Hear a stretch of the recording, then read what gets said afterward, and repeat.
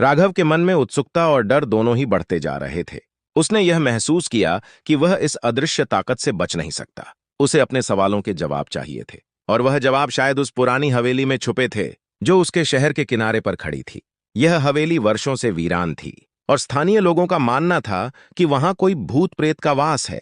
राघव ने अपने भीतर की सारी हिम्मत जुटाई और अगले दिन सूरज डूबने से पहले ही उस हवेली की ओर निकल पड़ा।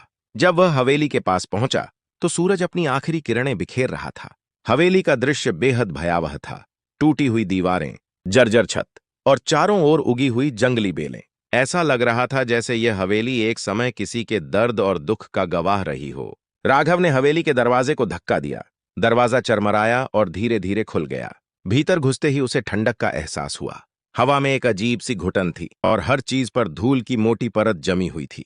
हवेली का हर कोना एक कहानी बयां कर रहा था, लेकिन कोई भी कहानी पूरी नहीं थी। जैसे ही वह आगे बढ़ा, उसे एक आवाज सुनाई दी, वही आवाज जो रात में उसे पुकार रही थी।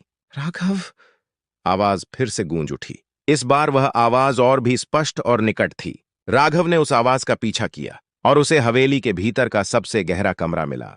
कमरे का दरवाजा खोला तो उसने देखा कि वहां एक पुरानी अलमारी खड़ी थी। अलमारी के पास ही एक टूटा हुआ शीशा रखा था, जिसमें कोई अपनी छवि नहीं देख सकता था। लेकिन राघव ने महसूस किया कि उस शीशे में कुछ अनहोनी शक्ति थी। उसने धीरे से शीशे को उठाया और उसकी ओर देखा।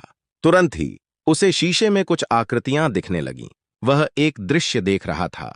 एक सुंदर युवती जिसने सफेद साड़ी पहनी थी, हवेली के सामने किसी का इंतजार कर रही थी। उसकी आंखों में अजीब सा दर्द और निराशा थी। अचानक वहां एक घोड़ा दौड़ता हुआ आया और उस पर सवार एक व्यक्ति ने युवती के सामने आकर घुटनों के बल झुक गया।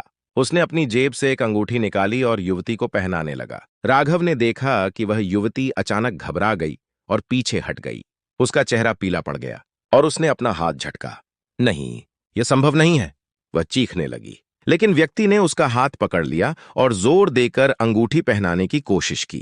तभी अचानक हवेली की छत से एक भारी पत्थर गिरा और वह व्यक्ति वहीं दब गया।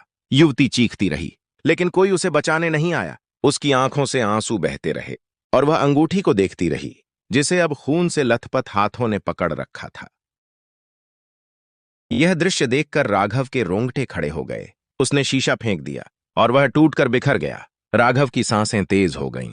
उसने सोचा कि यह दृश्य उसे क्यों दिखाया गया था। क्या इस घटना का उससे कोई संबंध था? उसकी जिज्ञासा और बढ़ गई। उसने उस अलमारी को खोलने का फैसला किया। अलमारी के भीतर एक और किताब रखी हुई थी और उसके पास एक छोटा सा डिब्बा भी था। राघव ने किताब उठाई और उसे खोलने की कोशिश की, लेकिन वह किताब बंद थी, जैसे उस पर कोई ताला लगा हो। उसे लगा कि शायद इस किताब को खोलने का रहस्य उस डिब्बे में छुपा हो। उसने डिब्बा खोला तो उसके भीतर एक पुरानी चाबी और एक खत मिला। खत में लिखा था, इस चाबी के साथ तुम्हें वह रास्ता मिलेगा जिससे तुम इस शापित प्रेम कहानी का अंत कर सको। लेकिन सावधान रहना, क्योंकि यह रास्ता तुम्हारे अपने अतीत से जुड़ा है। यदि तुम इस रास्ते पर चले तो तुम्हें अपने जीवन की सबसे कठिन परीक्षा का सामना करना पड़ेगा। राघव के हाथ कांपने लगे। उसने वह चाबी उठा ली, लेकिन खत के आखिरी शब्दों ने उसे सोचने पर मजबूर कर दिया।